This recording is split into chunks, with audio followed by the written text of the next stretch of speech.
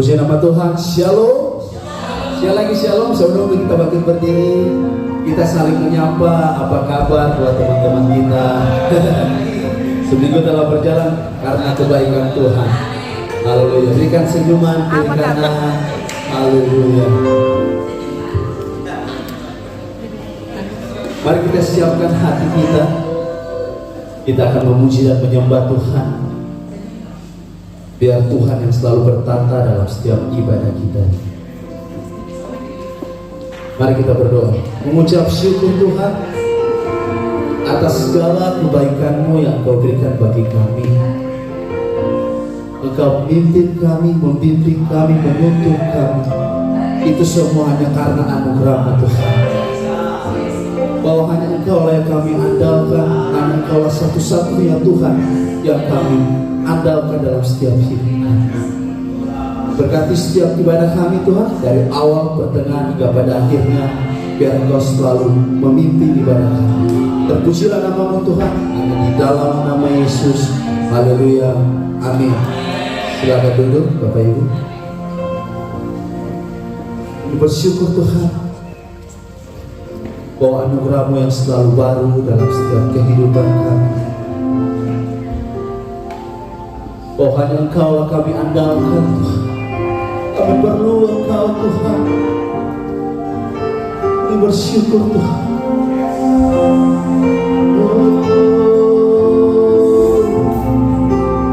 Yesus, makasih Tuhan.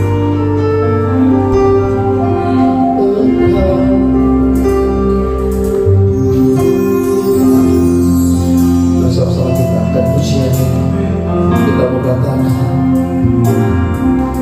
ku perlu Engkau Yesus, haus jiwaku menantikan-Mu. Ku percaya Kau penuh pengharapan di dalam-Mu. Mari kita berkatakan Engkau Yesus, haus jiwaku menantikan-Mu.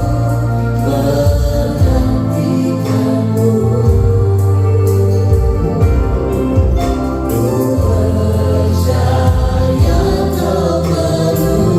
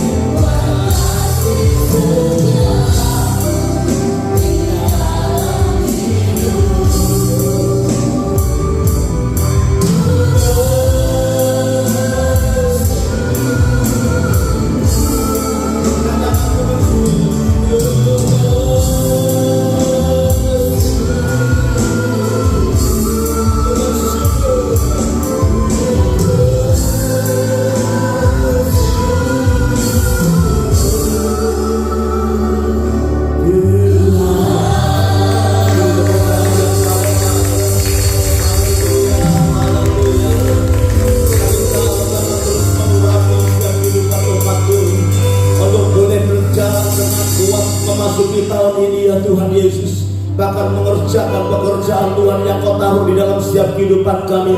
Karena hanya orang yang sehat yang bisa melayani, orang sakit hanya maunya dilayani. Itu sebabnya Tuhan jadikan setiap kami memiliki satu kesehatan secara rohani juga. Di dalam nama Tuhan Yesus, biar firman-Mu boleh menjadi asupan rohani kami, firman-Mu boleh menjadi vitamin rohani kami, untuk kami tinggal di dalam kesehatan secara rohani, dan hidup kami boleh senantiasa menghasilkan buah yang lebat di hadapan Tuhan. Terima kasih memberikan pengurapan yang baru, memberikan kuasa di dalam firman-Mu pada pagi hari ini. Yang lemah dikuatkan, yang susah dihiburkan, yang sakit disembuhkan. Dan kami mau percaya Kau berkarya di tengah-tengah kami dengan ajaib dan hebat. Di dalam nama Yesus kami berdoa dan mengucap syukur. Semua kita berkata amin. Jangan dulu sebelum bilang tidak ada yang kebetulan. Saya bersyukur hari ini kita boleh bersama-sama memuji dan memuliakan nama Tuhan. Shalom, apa kabar? Baik, hari ini saya akan menyampaikan firman Tuhan, judulnya Kasih Karunia Allah. Katakan bersama dengan saya, kasih.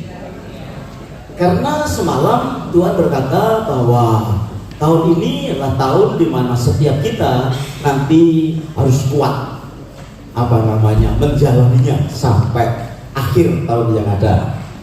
Nah, kekuatan di dalam melayani Tuhan itu yang saya ingin sampaikan kepada saudara hari ini ya. Kuat untuk melayani. Bersama dengan saya katakan kuat untuk melayani. Karena orang yang tidak melayani Tuhan ya, orang yang tidak melayani itu biasa identik dengan orang sakit ya. Orang yang maunya dilayani terus itu biasanya orang sakit gitu ya. Mau punya uang banyak, tetapi kalau ada di rumah sakit tidak bisa makan sendiri ya dong, minta disuapin. Walaupun dia gagah binaragawan, tapi kalau di rumah sakit pasti minta mandiin ya. Jarang saya melihat ada orang sakit kemudian masuk ke kamar kamar mandi bawa infus mandi sendiri, jarang. Ya itu biasanya itu manja-manja seperti begitu ya. Hanya orang sakit yang maunya cuma dilayani. Hal yang sama dalam kehidupan rohani. Hanya orang yang sakit rohani yang maunya hanya diperhatikan dan dilayani. Nah, tahun ini kita perlu strong, katakan strong, kuat, supaya kita bisa melayani. Sebab hanya dengan cara melayani, maka saudara akan bisa melihat sesuatu yang luar biasa terjadi dalam kehidupan kita. Saya berdoa sungguh-sungguh tahun ini diberi kekuatan untuk maju bersama dengan Tuhan selama tahun ini melayani. Yang belum melayani nggak usah tersinggung, saya tidak ngomong soal saudara. Saya cuma mau bicara belajar melayani. Melayani itu tidak hanya di panggung, di bawah, dalam doa dan lain sebagainya, tapi hatinya itu loh, hatinya mau melayani Tuhan ya. Amin. Coba perhatikan bersama dengan saya 1 Korintus pasal 15 ayatnya yang ke-10. Tetapi karena kasih karunia Allah, aku adalah sebagaimana adanya, sebagaimana aku ada sekarang. Dan kasih karunia yang dianugerahkannya kepadaku itu tidak sia-sia. Sebaliknya aku telah bekerja lebih keras daripada mereka semua. Tetapi bukannya aku, melainkan kasih karunia Allah yang menyertai aku. Jadi nanti kekuatan yang Tuhan berikan dalam hidup kita itu bukan karena kita, kerja keras kita di dalam melayani bukan karena kita. Akhirnya kita akan melihat bahwa kita akan mengalami kasih karunia ini, sehingga kita bisa menjalani dengan gairah yang luar biasa. Katakan amin. Orang itu kalau bergairah, antusias itu merupakan sesuatu yang membuat hidup ini kayak berbunga-bunga. Kan itu ya, orang kalau pacaran itu kalau nggak antusias kan lemes, saudara. Itu harus antusias. matanya bersinar-sinar, pacarnya datang, matanya terbelalak gitu. Pacarnya mau pulang juga terbelalak, jangan pulang gitu ya. Itu ada antusias yang luar biasa dan itu menimbulkan sesuatu yang baik. Saudara kalau datang ke gereja matanya jangan lemas, antusias gitu. Jadi semua kita bergairah di dalam Tuhan. Amin. Nah, saudara perhatikan, saya akan melihat konteks yang cukup yang lebih spesifik, karena kalau kita hanya melihat ini aja mungkin kurang bisa memahami apa yang dimaksudkan kasih karunia yang dialami oleh Paulus. Mari kita melihat dari ayat yang ketiga. Sebab yang sangat penting telah kusampaikan kepadamu, yaitu apa yang telah kuterima sendiri, ialah bahwa Kristus telah mati karena dosa-dosa kita sesuai dengan kitab suci, bahwa ia telah dikuburkan dan bahwa ia telah dibangkitkan pada hari yang ketiga sesuai dengan kitab suci. This is a foundation. Ini dasar di mana kita ini bisa berdiri di atasnya. Saudara dan saya itu harus sepakat dan sepaham bahwa Kristus itu telah mati dan kemudian telah dibangkitkan, dikuburkan.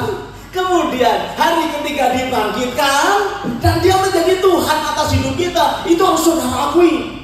Itu harus jadi fondasi kita. Artinya Tuhan kita yang kita sembah bukan Tuhan yang mati, dia Tuhan yang hidup. Amin.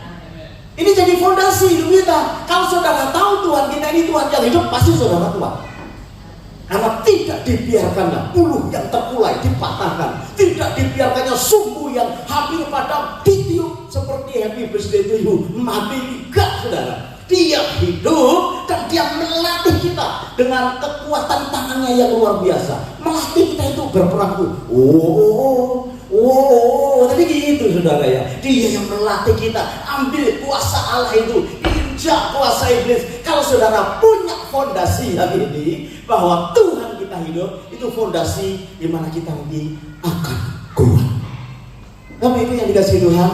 Perhatikan ayat 5, bahwa ia telah menampakkan diri yang pertama kepada Kefas, dan kemudian kepada ke-12 rasul, dan kemudian ia menampakkan diri kepada lebih dari 500 saudara sekaligus. Kebanyakan dari mereka masih hidup sampai sekarang waktu itu ya, tetapi beberapa di antaranya telah meninggal. Ayat ke-7, selanjutnya ia menampakkan diri kepada Yakobus, kemudian kepada semua rasul. Ayat yang ke-8 bagus.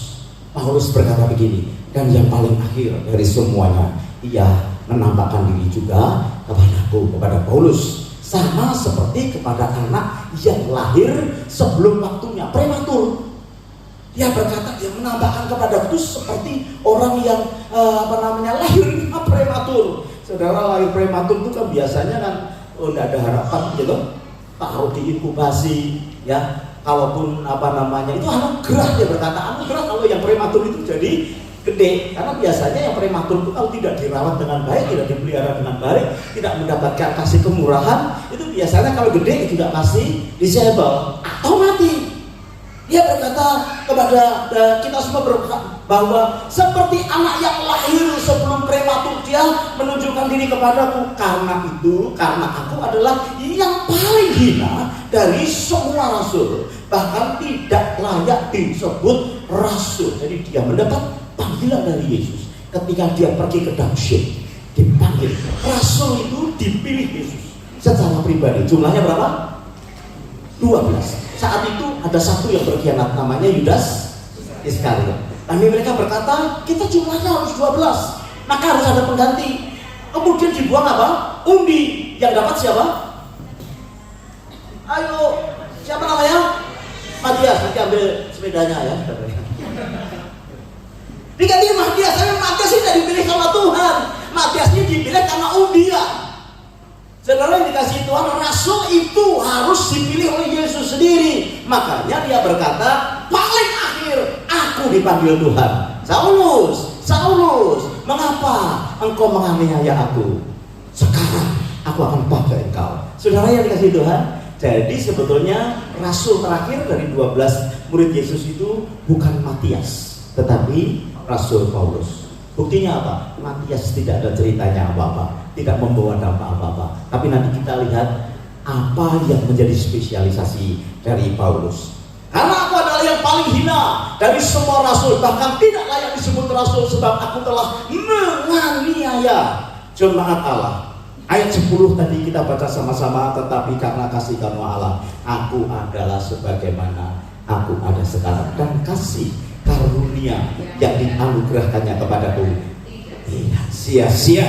Sebaliknya aku telah bekerja lebih keras daripada mereka semua, tetapi bukannya aku, melainkan kasih karunia Allah yang menyertai aku. Haleluya. Rasul Paulus itu rekodnya itu luar biasa. Rekod kehidupannya dibandingkan dengan rasul-rasul yang lain, wow. Yang pertama, dia itu rasul yang punya intelektual tinggi, hebat. Dia itu salah satu, menurut saya dia salah satu anggota mahkamah agama. Karena apa? Karena dia dapat itu surat untuk bisa menganiaya jemaat. Dia di bawah gemblengan seorang yang luar biasa, namanya Gamaliel. Dia berkata kalau ngomong soal Farisi, saya sangat Farisi, gitu ya. Karena ada yang berani sama Rasul Paulus. Menurut saya Rasul Paulus itu tingginya 161 cm. Karena tinggi saya 160 cm. Karena jangan tekan-tekan gitu. Saudara juga bilang, kok mas 180? Menurut saya sekarang Rasul Paulus ini adalah rasul yang memiliki intelektual yang tinggi. Dia dari Farisi, dari mazhab yang paling keras, anggota mahkamah agama, sangat disegani. Rasul yang lain tidak ada, saudara. Ini bintang, menurut saya sih profesor doktor ini, ya, si Paulus ini. Yang kedua, Paulus ini adalah penulis kitab suci yang paling banyak di Perjanjian Baru. Ada 13 kitab. Makanya dia berkata begini, aku ini gak layak jadi rasul, sebab tanganku itu tangan yang aku peruntukkan menganiaya jemaat. Sesungguhnya aku ini sebaiknya mati saja. Pada zaman itu kalau ada orang tuh yang suka merugikan orang lain, itu mereka berkata lebih baik kamu gak lahir, lebih baik kamu mati aja kalau hanya menjadi orang yang menyusahkan orang lain. Kalau ada orang yang tidak bisa diterima oleh komunitas, lebih baik gak usah hidup kamu. Tidak diinginkan. Dia berkata, aku ini prematur ketika dijumpai sama Tuhan, tidak layak. Sesungguhnya tangan yang dia pakai untuk menulis itu adalah tangan yang begitu jahat dan begitu kejam. Ingat ketika Stefanus dirajam, dia hanya sedekap gitu, saudara. Ya lihat, biarin lu mati loh. Saudara, dia sangat kejam sekali. Tetapi dia dipakai Tuhan menjadi seorang penulis buku yang luar biasa. Perhatikan ya, banyak anak Tuhan yang punya cita-cita menulis buku setelah dia tua. Gitu. Betul ya? Artinya kalau sudah menulis buku nggak kerjain apa-apa. Kalau susah, sulit, capek, mikirin. Saya ketemu banyak hamba Tuhan yang dia berkata begini, nanti kalau sudah retired saya akan nulis buku. Saya ingatkan Rasul Paulus ini, ketika dia menulis buku 13 kitab, saudara, itu artinya sibuk luar biasa. Itu artinya memiliki waktu yang luar biasa diberikan. Tetapi Alkitab mencatat dia masih tetap melayani Tuhan, masih tetap mengalami penderitaan. Dia tulis itu dengan kesulitan yang luar biasa, tetapi dia tetap mengerjakan pekerjaan Tuhan yang luar biasa. Rasul Paulus adalah rasul yang berjalan dari kota ke kota, desa ke desa, bahkan sampai ke Roma. Ya. Dan Alkitab mencatat dia diutus Tuhan bahkan keluar sampai orang Yahudi. Kerjaannya jauh lebih hebat daripada Tuhan Yesus. Tuhan Yesus itu dia cuma di sekitar Israel aja. Luar masuk desa kota itu cuma di sekitar Israel. Makanya Tuhan berkata begini ya, kalau kamu itu mengasihi aku, kamu akan melakukan pekerjaan yang jauh lebih besar dari yang aku lakukan. Kalau secara pelayanan Tuhan Yesus dengan Paulus, Tuhan Yesus kalah. Ya, itu luar biasa. Tuhan Yesus hanya mengalami 3,5 tahun, tetapi Rasul Paulus selama hidupnya dia mengalami penderitaan demi penderitaan. Wow, luar biasa, rekodnya luar biasa. Kitab suci mencatat dia yang paling banyak menderita dalam pelayanan. Wih, ya Ya cuma dia tidak disalibkan, saudara ya. Tetapi dia banyak menderita selama hidupnya sampai ke bangsa-bangsa lain selain orang Yahudi. Dan saya percaya kakinya berjejak paling banyak. Kalau saudara mengikuti perjalanannya Rasul Paulus di Alkitab, biasanya kalau Alkitab di dalam buku itu kan di belakang ada perjalanan misi dari Rasul Paulus. Saudara, nggak ada yang mengalahkan dia, yang melakukan sesuatu yang jauh lebih banyak, prestasinya sangat hebat. Tetapi dia berkata begini, aku ini rasul yang paling hina. Bapak Ibu yang dikasih Tuhan, untuk mendapatkan kasih kemurahan Allah harus ada hati yang rendah. Ya, udah banyak melakukan apa-apa. Dia berkata, I'm nothing. Pinter, dokter dia berkata sampah. Ya, dia berkata begitu.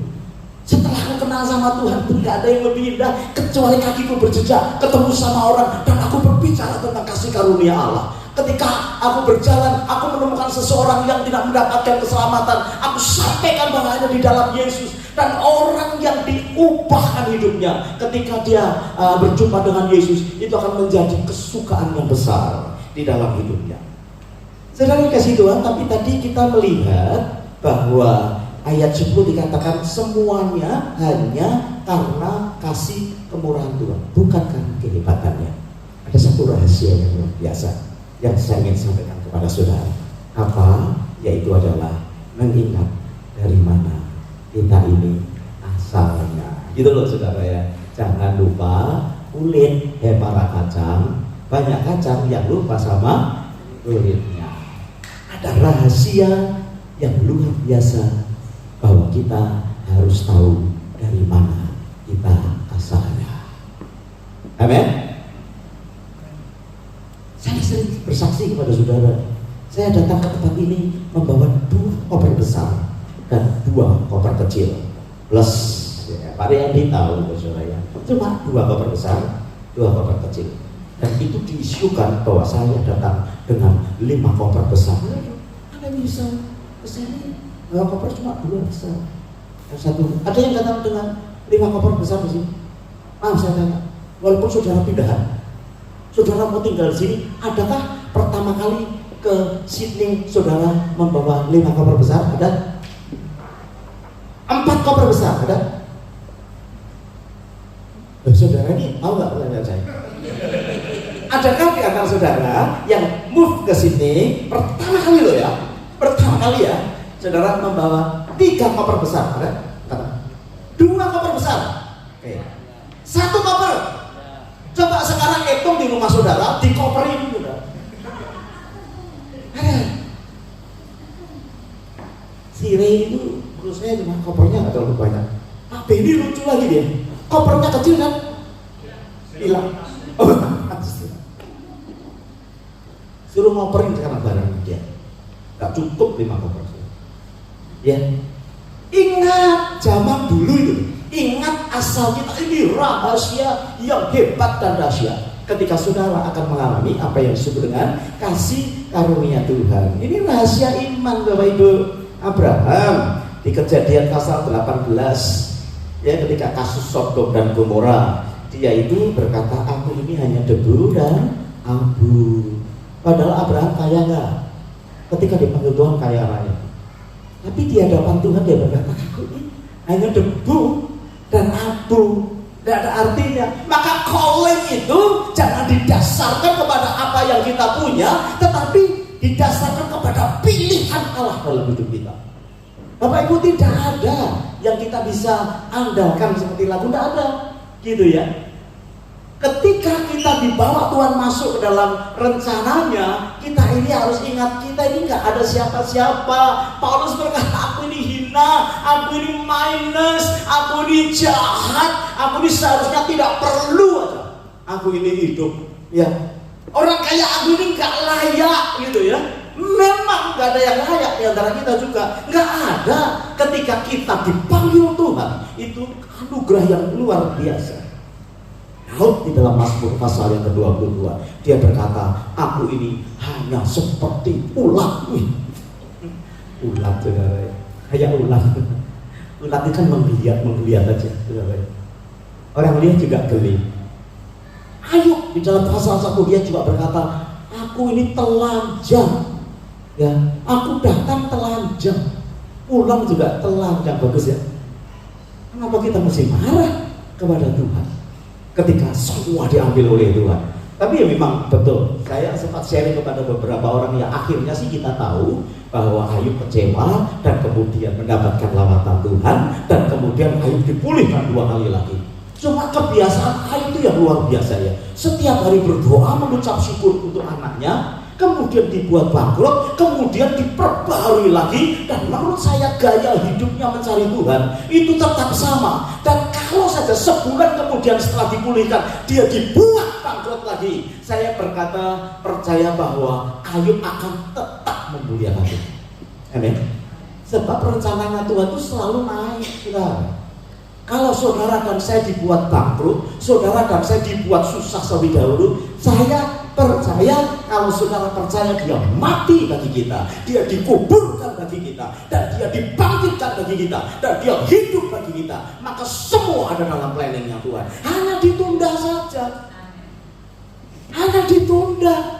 Kerugian kita, kelemahan kita, kegagalan kita, tetapi seperti Paulus berkata, aku akan bekerja lebih keras lagi. Bapak Ibu yang dikasihi Tuhan, Ayub ini konglomerat di daerah timur waktu itu. Wah ya, ribuan. Tetapi dia berkata, aku ini seperti orang yang telanjang, tidak bisa membawa apa-apa nanti. Bapak Ibu, saya siap mati loh. Saya beritahu kalau mati, nanti tidak akan bawa mobil lupa. Saudara berkata kepada anak saudara yang saudara percaya, saudara kasih wasiat sama dia, anakku, nanti ketika aku mati, tolong mobil Vespa dimasukkan ya. Anak mau berkata, iya Pi. Nanti kalau mati yang dimasukkan mobil apa? Mobil-mobilan. Ditulisi Tesla. Nah, Teslanya diapain? Jual. Percaya, saudara? Ya, nggak akan itu terjadi. Nah, saudara, dia tahu tidak membawa apa-apa. Ya Pak, jelas Pak. Bayi ya nggak bawa apa-apa. Mana ada bayi tiba-tiba lahir bawa emas 1 bongkah. Adam dan Hawa dilahirkan Tuhan tidak dalam keadaan bayi. Dia dilahirkan Tuhan atau diciptakan Tuhan itu udah gede, saudara, udah komisen. Tetapi Alkitab juga berkata di dalam Kejadian pasal yang kedua, dia itu telanjang, nggak ada apa-apaannya, saudara. Saudara yang dikasih Tuhan, manusia diciptakan harus ingat bahwa sebetulnya kita itu juga tidak bawa apa-apa. Itu harus kita sadari, nggak bawa apa-apa. Dan nanti pulang juga nggak bawa apa-apa. Makanya buat orang yang pelit tidak masuk surga.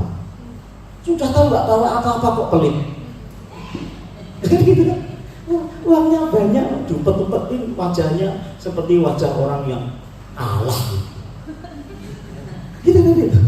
Orang yang hidupnya maunya dilayani itu wajahnya wajah loser. Gitu.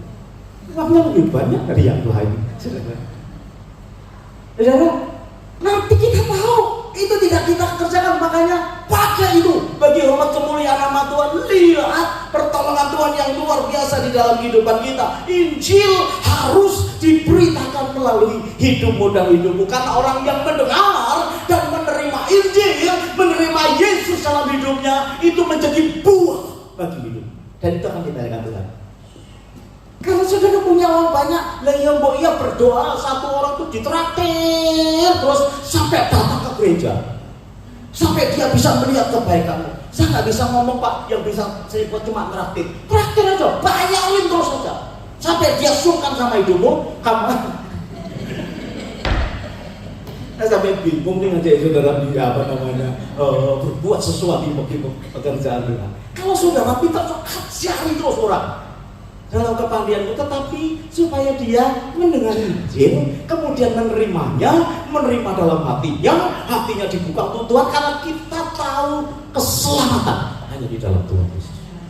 Amin. Kisah para Rasul ayat yang ke-12, tidak ada nama lain. Saudara confident di situ. Kenapa? Karena dia sudah mati, dia sudah dikubur, dia sudah bangkit, dan dia sudah hidup bagi hidup kita, dan dia melindungi kita. Saudara, dalam perlindungan bodyguard itu kan luar biasa. muda ini berat, Pak saya jadi bodyguard Bapak. Maksudnya gimana? Kalau Bapak ada, saya ada, kamu gitu.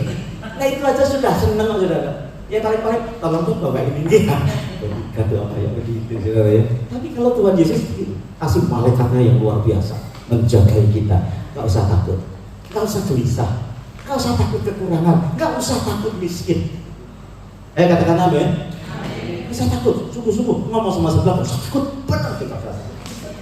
Saudara paling cuma lapar, tidak sampai kelaparan ya, paling lapar ya, puasa ya, betul ya. Masalah kita sedikit. Senang tahun kemarin itu banyak yang kurus, pendeta saudara yang satu itu juga kurus.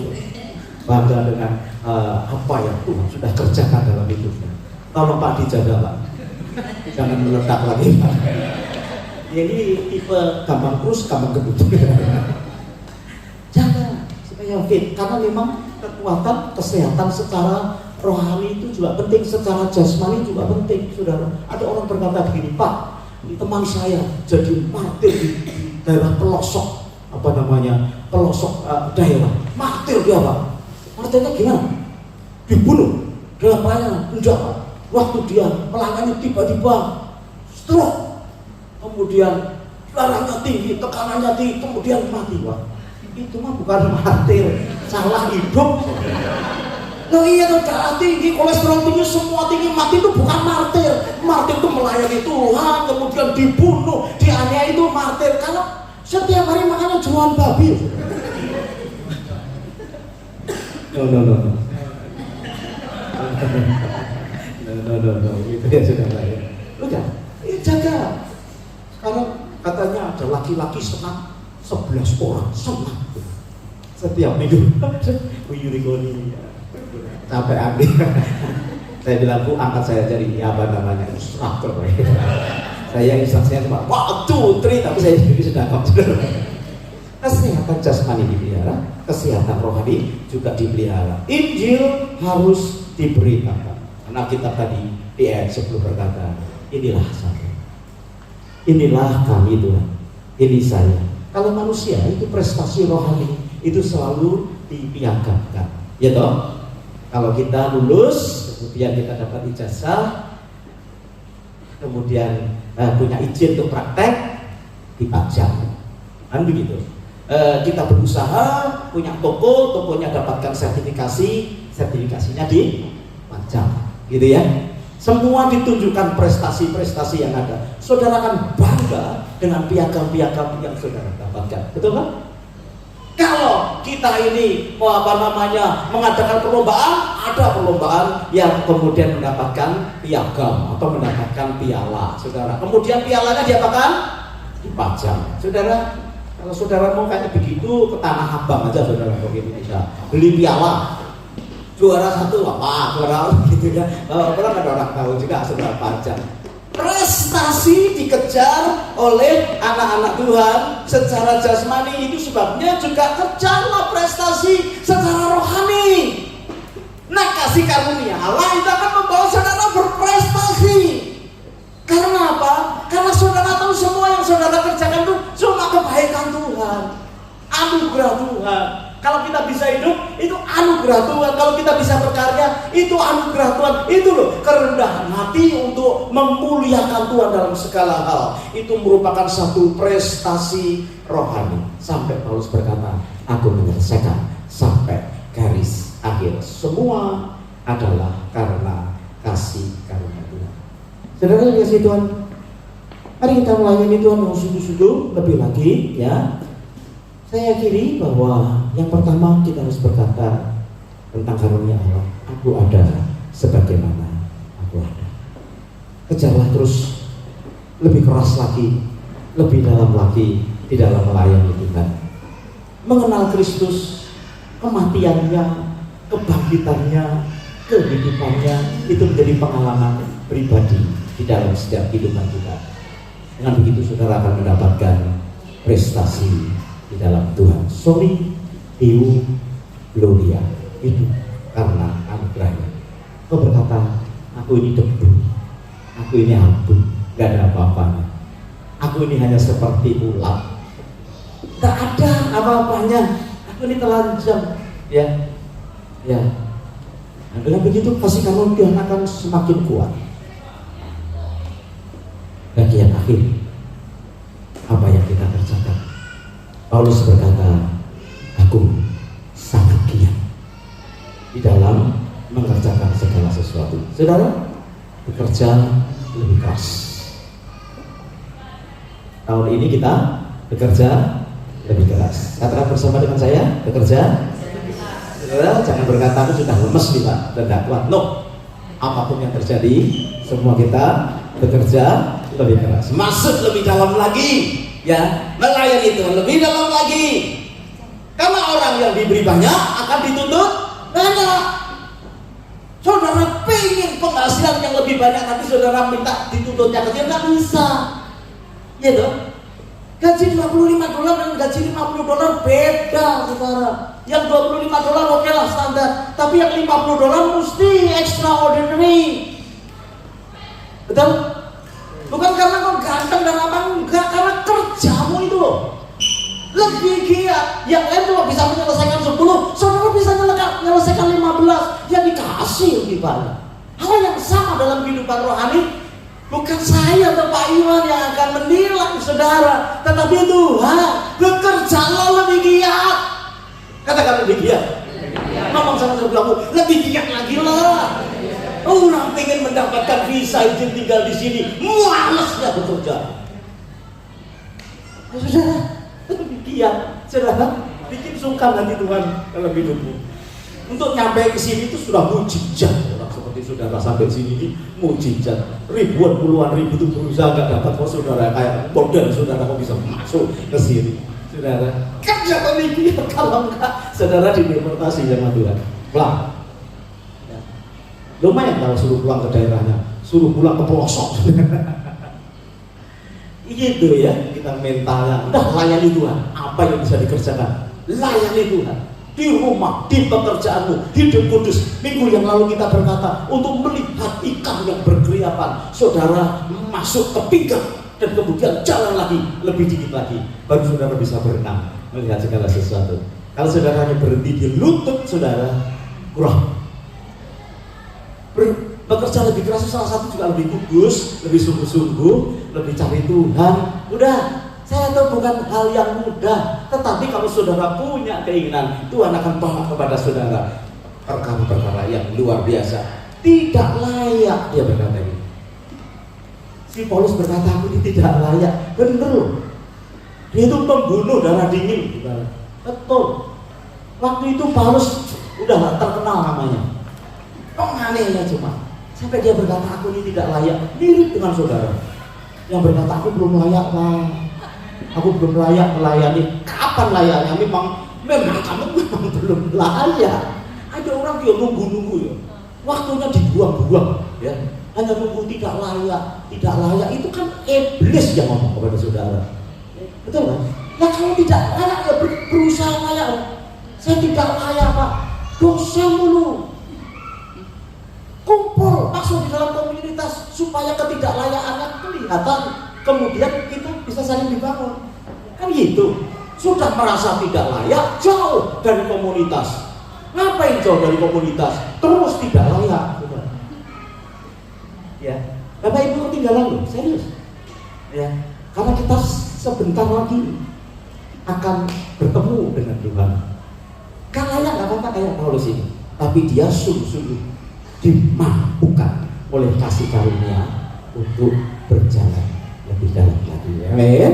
Nggak layak kita, tapi saudara akan dilayakkan. Kita akan dilayakkan. Memang, apalagi saudara nyari kesalahan orang lain kelihatan banyak, ya, kelihatan banyak. Seharusnya dia kan tidak layak Pak. Iya. Aku juga ngerti. Dia tidak layak, tetapi oleh kasih karunia Tuhan, dia dipimpin. Nanti hidupnya dulu. Amin. Kalau saudara berkata tidak layak, jangan hanya kepada diri sendiri. Yang di depan sini banyak yang tidak layak, yang itu tidak layak, itu tidak layak. Kemudian saudara report ke saya, benar, aku juga tahu dia tidak layak, apalagi Tuhan ngerti. Tetapi kalau tidak didiskualifikasi oleh Tuhan, dia akan terus dilayakkan. Saudara tahu didiskualifikasi? yang jati. Kan tidak ada yang dibuang sama Tuhan. Loh, Yudas Iskariot itu didiskualifikasi sama Tuhan, dibuang, tidak diperhatikan. Nanti akhirnya banyak orang yang begitu, bukan kamu berseru-seru, aku memanggil namamu, mendoakan orang sakit sembuh demi namamu. Tuhan berkata, gua gak tahu siapa lu. Loh, saya kan pemimpin pujian di GKI Jireh. Saya juga gak tahu. Waktu puji-pujian kan engkau melawat umatmu, karena aku tidak melihat engkau melihat jemaatku yang antusias. Loh, saudara, misunderstanding kan? Betul kan? Saudara mengikuti kontes Miss Australia, Miss Dunia, saudara kalah. Saudara hanya menjabat sebagai misunderstanding. Saudara pikir saudara menang. Nah, sebelum kita perjalanan iman ini, saya berdoa kita akan memuliakan Tuhan. Saya selesai hari pemimpin pujian, saya ingin berdoa pada siang hari ini. Nanti saya mau undang saudara, kalau minta didoakan supaya diberi kekuatan untuk melayani Tuhan sepanjang tahun ini, saudara ke depan. Ya, saya ingin berdoa, saya ingin berikan pengurapan kepada saudara. Ya, berkata Tuhan, aku pengen kasih karunia itu ya, supaya saya kuat nih tahun ini melayani Tuhan. Yang baik yang sudah melayani maupun yang belum melayani, berkata, tahun ini aku mau melayani Tuhan, masuk lebih dalam lagi supaya aku bisa melihat bagaimana Tuhan itu memberikan kasih karunia di dalam kehidupan kita. Melayani lebih sungguh. Haleluya. Mengasihi lebih sungguh. Melayani lebih sungguh. Kita berdiri bersama-sama. Melayani lebih sungguh. Tuhan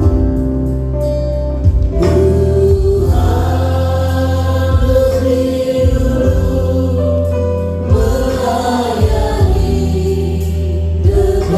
melayani kepadamu, lebih sungguh.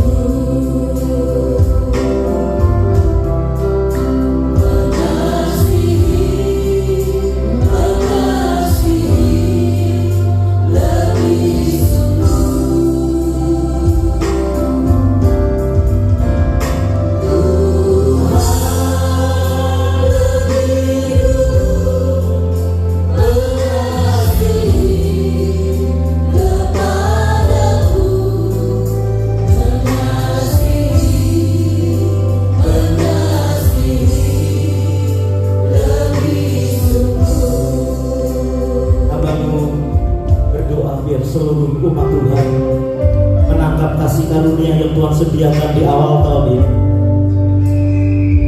supaya kami kuat untuk melayani Tuhan, karena hidup kami hidup untuk melayani Tuhan, melayani sesama, mengantarkan Injil, menghasilkan buah yang lebat. Hamba-Mu berdoa, tidak ada satupun yang memiliki mental yang minta dilayani. Semua kami akan berkarya, semua kami akan melakukan pekerjaan Tuhan sepanjang tahun ini dengan kapasitas masing-masing.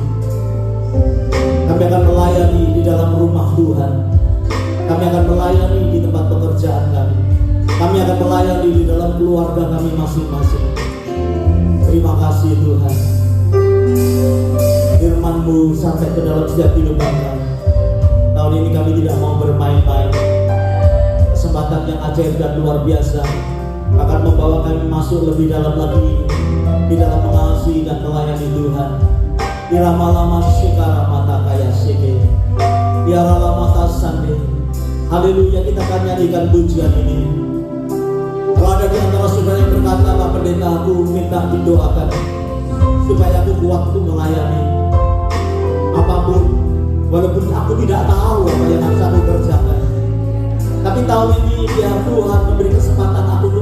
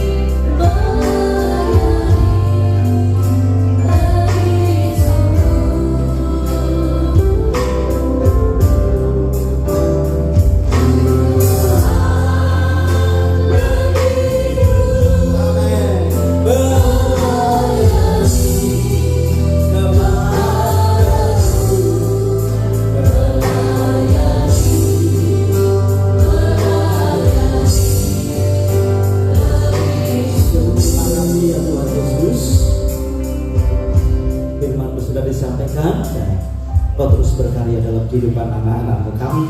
Kami percaya kami akan menjadi orang yang bersuka cita Tuhan ketika kami memberitakan firman-Mu. Sebab firman-Mu berkata setiap langkah orang-orang yang memberitakan Injil itu menjadi kesukaan Tuhan.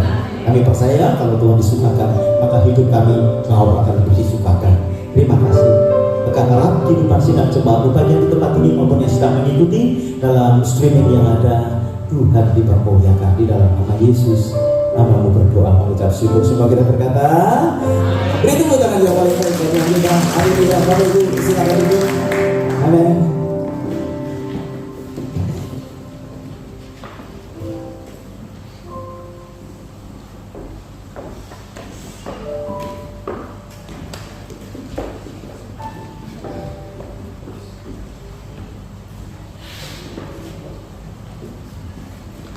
Shalom, saudara-saudara yang kasih Tuhan.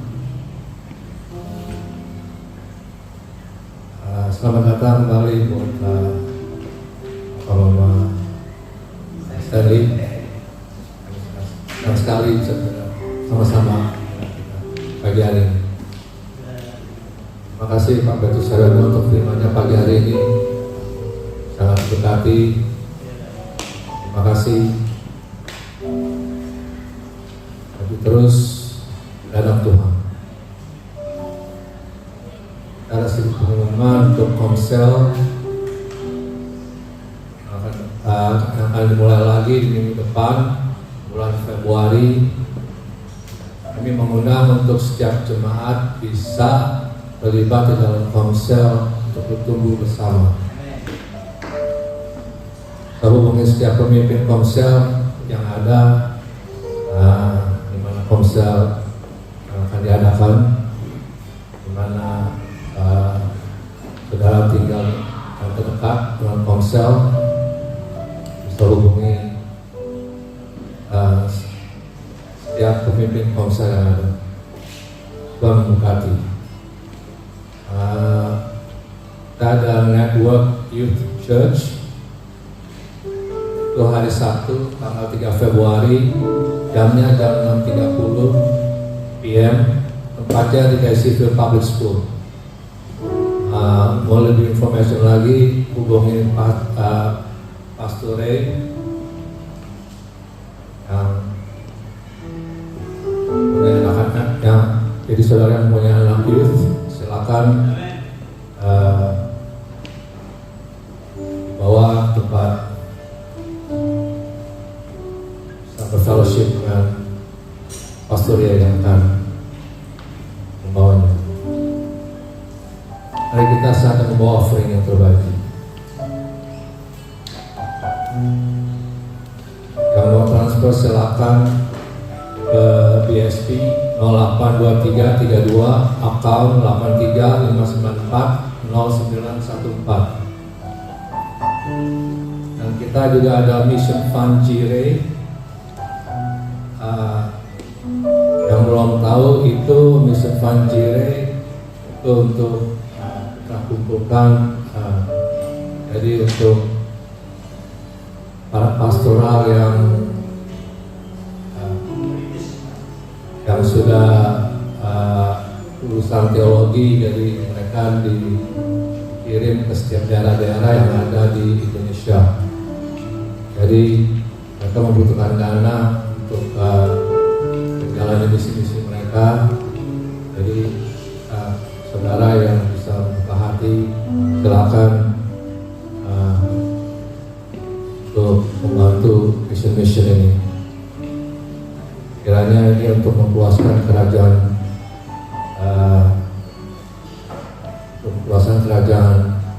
Tuhan ya. Jadi mana banyak jiwa-jiwa dimenangkan. Jadi perlu kita mesti gimana ya? Semoga Tuhan menggerakkan hati kalian. Mari kita bawa persembahan yang terbaik. Mari kita berdoa. Bapa di dalam surga, Bapa yang baik, kami ucap syukur, kami terima kasih di pagi hari ini, karena kami selalu berkumpul bersama-sama. Dan kami sudah mendengarkan firman-Mu ya Bapa. Terima kasih buat kasih setia-Mu ya Bapa. Tanpa kasih setia-Mu Bapa, kami tidak bisa berbuat apa-apa ya. Kami sudah dimenangkan karena kasih setia-Mu ya Bapa. Terima kasih ya Bapa. Terima kasih. Terima kasih buat Bapak Saudara yang sudah membawakan firman-Mu. Hati hamba-Mu ini ya Bapa, dan Ibu juga dalam pelayanan mereka ya Bapa. Mereka hanya memperluaskan kerajaan-Mu ya Bapa, dan mereka sangat rindu ya Bapa untuk membawa misi-misi tahun 2024 ini ya Bapa. Kau mendengar suara mereka ya Bapa. Terima kasih ya Bapa. Biarlah semua para pastoral yang ada di tempat ini ya Bapa bercampur tangan untuk menjalani ya Bapa. Semuanya ini hanya untuk kemuliaan-Mu ya Bapa, untuk menyenangkan hati-Mu ya Bapa. Oh haleluya. Terima kasih ya Bapa. Dalam satu minggu ini juga Kau sudah menuntun setiap keluarga yang ada ya Bapa. Terima kasih. Terima kasih buat penyertaan-Mu, berkat-berkat yang sudah Kau berikan untuk kami dalam satu minggu ini. Dalam kesehatan kami yang sudah Kau wakaftkan ya Bapa. Saatnya Bapa, kami akan membawa persembahan kami ya Bapa saat ini. Persembahan persepuluhan, persembahan kasih, dan yang Kau berkati tangan-tangan yang akan memberi ya Bapa. Mari kita memberi dengan penuh sukacita. Dalam nama Tuhan Yesus kami berdoa. Haleluya. Amin.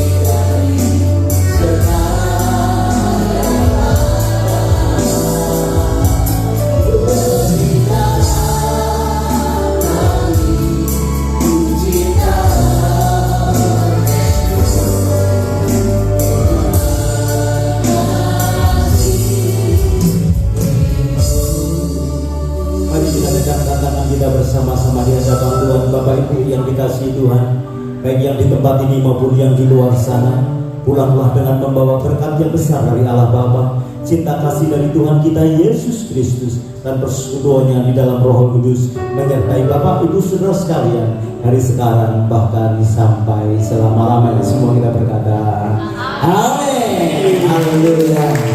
Selamat pagi, Tuhan Yesus memberkati kita sekalian. Shalom.